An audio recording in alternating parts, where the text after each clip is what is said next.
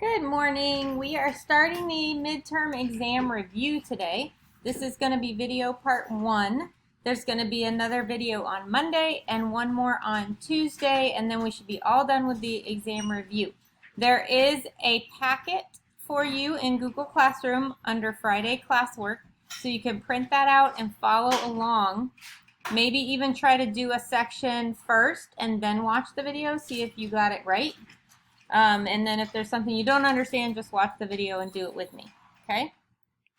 So here we go. The first section is absolute value. So absolute value means what? What's the value of the number? Yeah, but what does absolute value mean? Like what is the definition? Holden? How far the number is from 0? Yes, good. How far the number is from 0. So how far is -8 from 0? 8. It's 8 spaces. So the absolute value of -8 is +8. Yes. Yes. Okay, so for number 2, because each number is in its own absolute value bars, we're going to take the bars off first. So what is the absolute value of -2? 2. And what is the absolute value of 7? And then just bring down the plus sign, and now we add.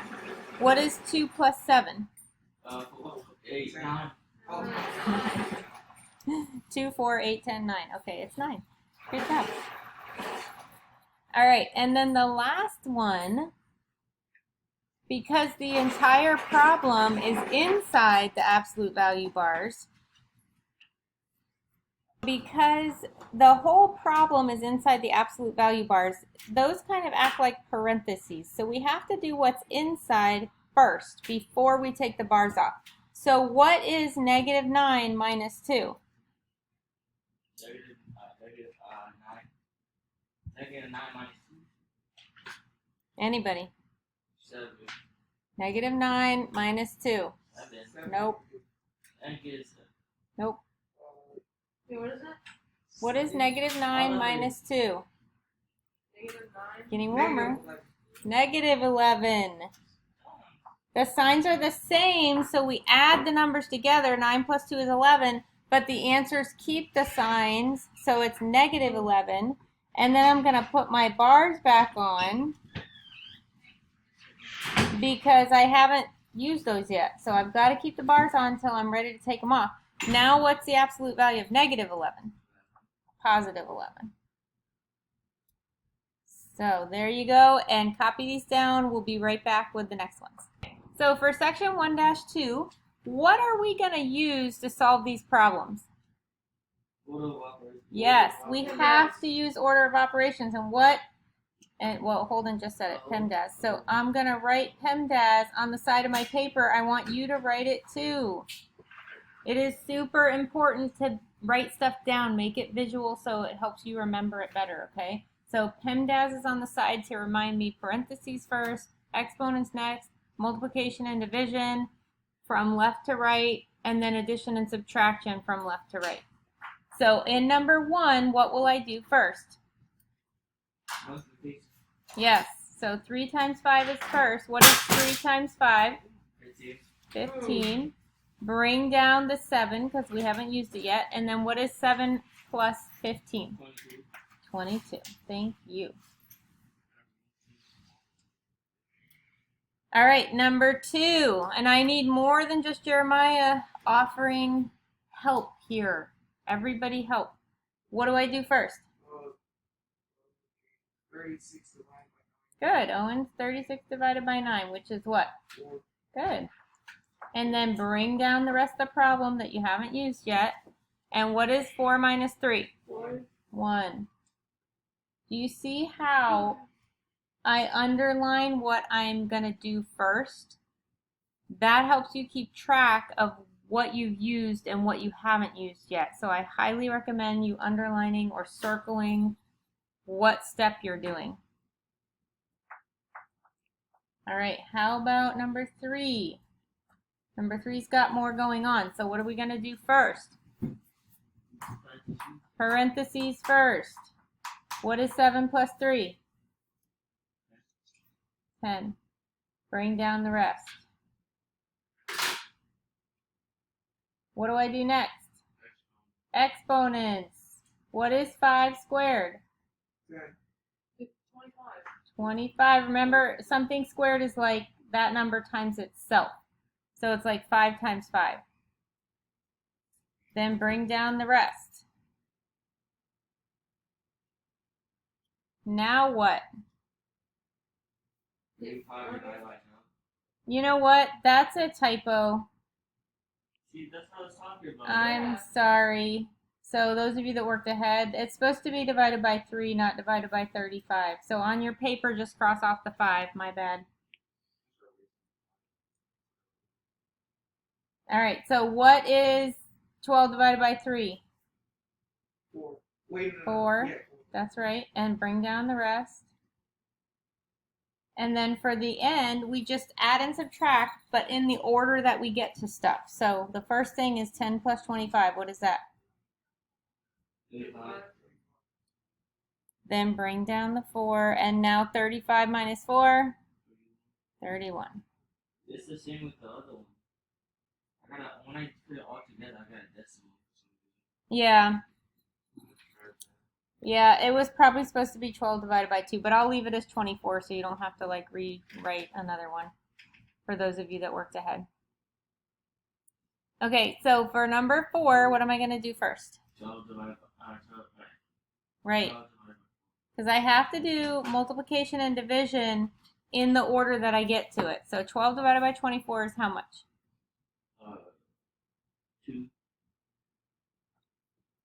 4 divided by 4. 12 divided by 24. Oh, 20. Oh.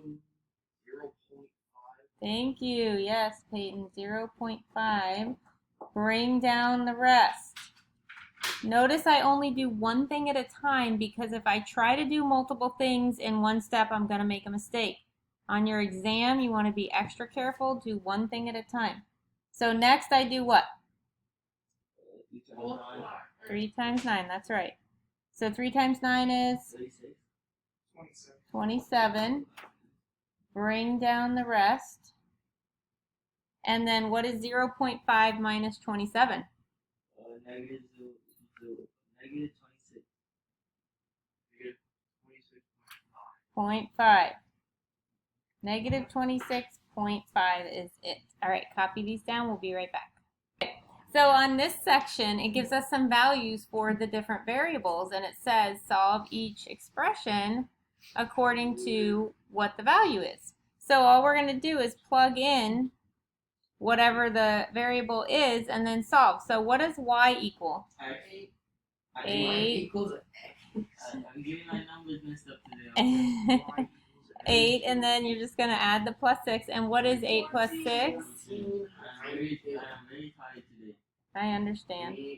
You're excused, Jeremiah. Okay, what about number 5? What does it mean when two things are written right next to each other? Multiply. So 2 times what? 3. Yes. Minus 8. Minus 8 Plus 6. times. 5. There you go. Good. Okay, so I'm going to use parentheses to show that I'm multiplying. You could use a dot if you want. It doesn't matter. So 2 times 3. Remember, order of operations, so we still have to follow. 6 times 5. Yep. 30. So I'm just solving using order of operations and then bringing everything else down. 6 minus 8, negative 2. Ah, what happened? That was so rude. I found the eraser somehow. Okay, so 2 negative, good, Jeremiah, and then bring down the 30. And then what is negative 2 plus 30? 28. Yeah. All right, so be careful on these. Again, even on your exam, which is a Google form, you're still going to have to write down problems on paper to show your work. So when you write that down, you can write this down as well to help you remember. It's very important. Be right back. So for this section, we're talking about properties, and we have to go back in our math brain and remember all the different properties that we learned when we were talking about properties in chapter 1. So what is the first property that's being shown? Identity. Yes, this is the identity property. Why? Because it, actually, because 12 plus 0 equals 12. Yes, because you end with the same number you started with. Nothing changes, it's the same thing. Okay? So 12 plus 0 equals 12. That's the identity property. The second one is commutative. The second one is commutative. What does commute mean? Like neighbors. Like Have talking. a talk. I'm Communicate. trying to remember. Nope, not communicate. Commute. Oh, if Yes. you flip it, it can still be the same answer. Commute means to move, like to travel. So in that problem, the 4 and the 5 are the same. They just switch places. They just move. So that's why it's the commutative property. You can almost hear the word move in the middle. How about number, it's not numbered, but how about the next one? 14 times 1 over 14 equals 1.